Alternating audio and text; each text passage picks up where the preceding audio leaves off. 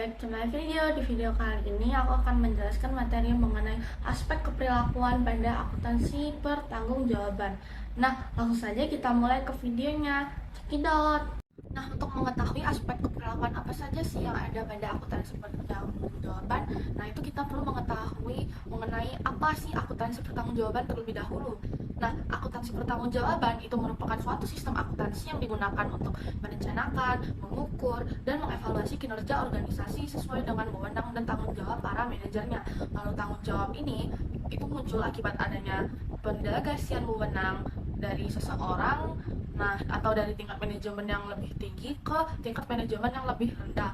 Nah, untuk dapat dimintai pertanggungjawaban manajemen tingkat yang lebih rendah itu harus mengetahui secara pasti wewenang apa saja yang didelegasikan kepadanya oleh atasan dan berkewajiban mempertanggungjawabkan pelaksanaan wewenang tersebut. Pun sasaran-sasaran dari si akuntansi pertanggungjawaban tersebut. Yang pertama, kemudahan identifikasi, di mana dikatakan kemampuan mengidentifikasi pertanggungjawaban dari individu manajer untuk kepuasan atau ketidakpuasan terhadap kinerja.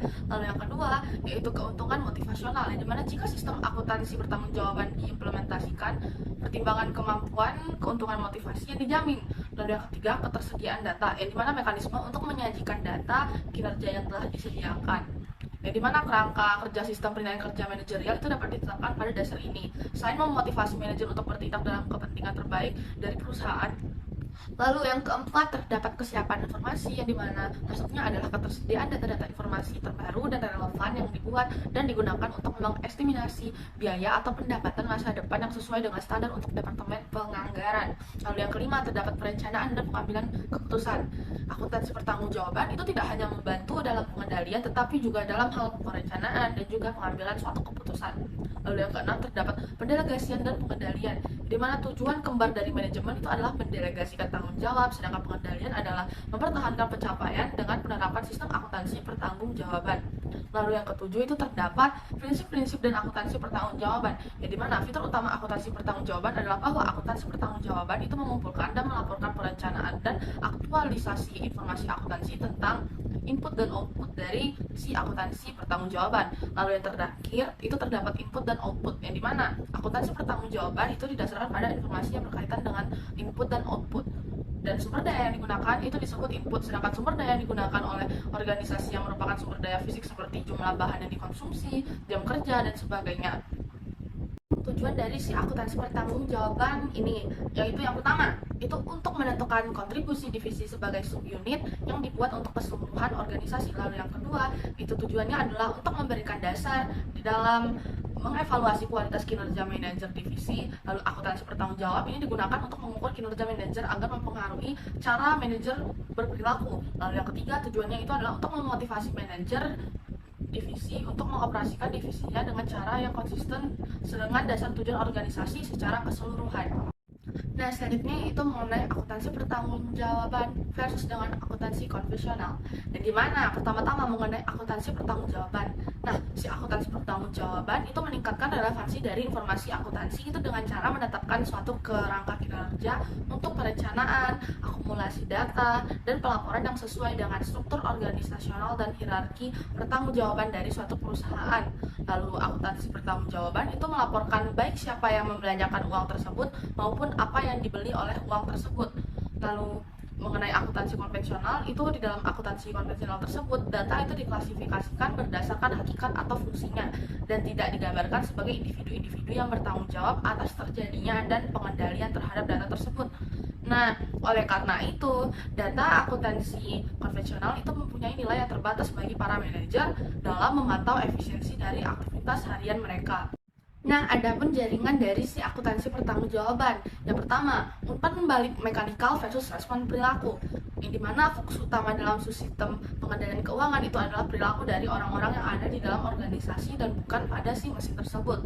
Lalu mengenai perluasan konsep tradisional yang dimana seringkali berarti hasil dari informasi akuntansi itu adalah langkah akhir dari peran si akuntan.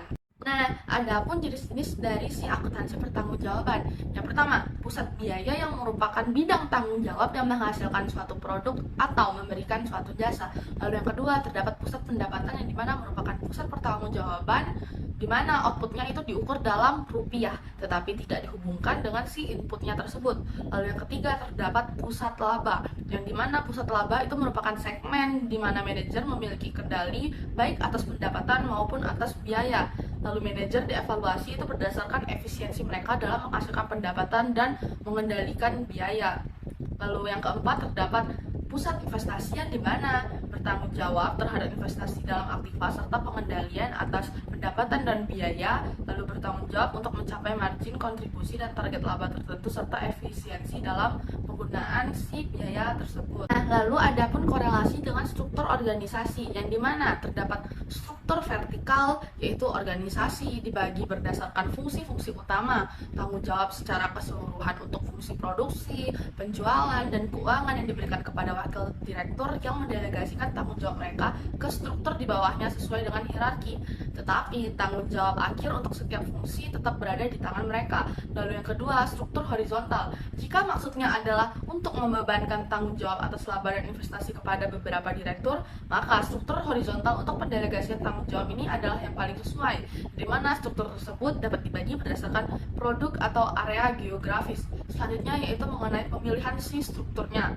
Nah, tidak satupun struktur tersebut di atas yang lebih superior antara si struktur vertikal dan juga si struktur horizontal. Nah, jenis struktur yang dipilih ini akan mempengaruhi jaringan pusat pertanggungjawaban yang pada gilirannya berfungsi sebagai suatu kerangka bagi arus data dan juga kebutuhan pelaporan. Nah, selanjutnya yaitu mengenai menetapkan pertanggungjawaban. Nah, bertanggung jawab terhadap sesuatu membuat seseorang merasa kompeten dan penting, itu mengimplikasikan wewenang pengambilan keputusan dan dapat memotivasi mereka untuk memperbaiki kinerjanya. Lalu tanggung jawab itu merupakan pemenuhan dari suatu pekerjaan, bukan? Nah, faktor yang paling penting dalam menggambarkan pertanggungjawaban itu adalah masalah tingkat diskresi dan pengendalian atas sumber daya yang diperlukan guna melaksanakan fungsi atau tugas yang didelegasikan. Nah, adapun perencanaan, akumulasi data, dan pelaporan berdasarkan pusat pertanggungjawaban. Yang pertama yaitu anggaran pertanggungjawaban, di mana karakteristik dari anggaran pertanggungjawaban ini adalah bahwa para manajer pusat pertanggungjawaban itu dibebani target kinerja hanya untuk pos-pos pendapatan dan biaya yang dapat mereka kendalikan. Lalu yang kedua terdapat akumulasi data, yang dimana untuk memfasilitasi perbandingan periodik dengan berbagai perencanaan anggaran, akumulasi pos-pos laba dan beban aktual haruslah mengikuti pola jaringan pertanggungjawaban. Lalu yang ketiga terdapat pelaporan pertanggungjawaban, yang dimana produk akhir dari hasil sistem akuntansi pertanggungjawaban itu adalah laporan pertanggungjawaban atau laporan kinerja secara periodik. Yang laporan-laporan ini merupakan media lewat mana biaya-biaya dikendalikan, efisiensi manajerial diukur, dan pencapaian tujuan dinilai.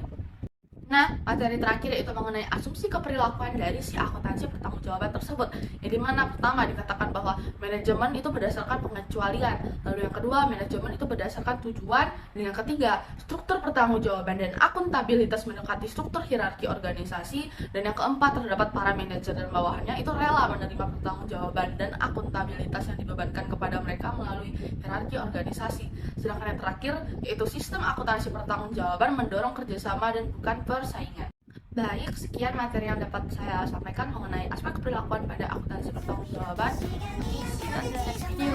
Bye-bye.